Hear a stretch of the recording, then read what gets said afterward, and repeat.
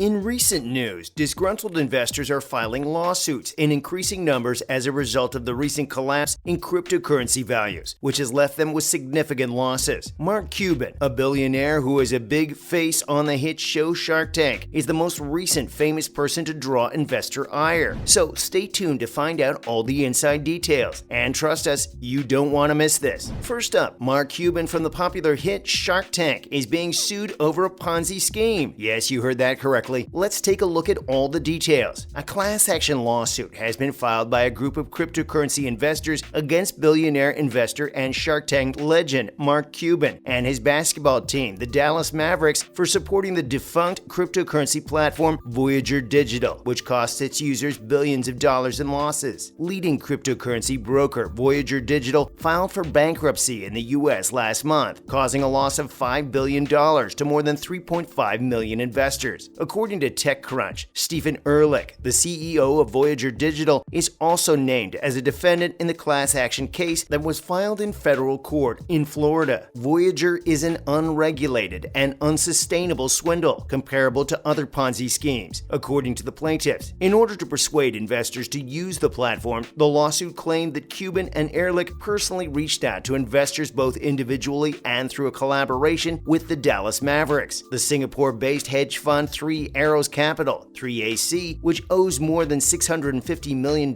in debt after defaulting on a loan for $15,250 in Bitcoin and $350 million in USDCs, is a significant investor in Voyager Digital. Before declaring bankruptcy, Voyager halted all trading, deposits, withdrawals, and loyalty awards on its platform. In October 2021, the Dallas Mavericks and Voyager officially began their 5-year exclusive collaboration, which rewards fans with cash for using the platform to trade. Cuban advertised the business as a Voyager customer himself in a scheme to deceive investors into believing that Voyager was a safe platform, the lawsuit claims. The Mavericks and Mark Cuban have not yet responded to the case. Voyager has stated that it is diligently researching each and every option for 3AC recovery. On the site, there were more than $350 million in user funds and almost $1.3 billion in cryptocurrency assets. Now, this came as a massive shock to many, especially those who love Shark Tank. What do you think about this? Will the lawsuit hold up? Speaking of Shark Tank, let's take a look at some of the worst pitches and missed deals. Now, if you're anything like us, then you can't get enough of Shark Tank. So we thought it was only right, since we are talking about Shark Tank king himself, Cuban, to take a look at some of the worst moments and missed deals. All the interesting stuff. So first on our list, probably the biggest missed deal the Sharks experienced, Ring Doorbell. On Shark Tank Season 5, Jamie Siminoff made his pitch to the Sharks. He was looking for $700,000 in investment to start developing his video doorbell system idea. The company was formerly known as the Doorbot, but eventually changed its name to Ring Doorbell. Kevin O'Leary agreed to the arrangement, but insisted on receiving 10% of the sales royalties as well as a 5% ownership position in the business. Siminoff offered a counteroffer, and O'Leary turned down the contract. Siminoff left without closing the agreement. The Doorbot was changed to Ring when Amazon purchased it from Siminoff for a total of $1 billion,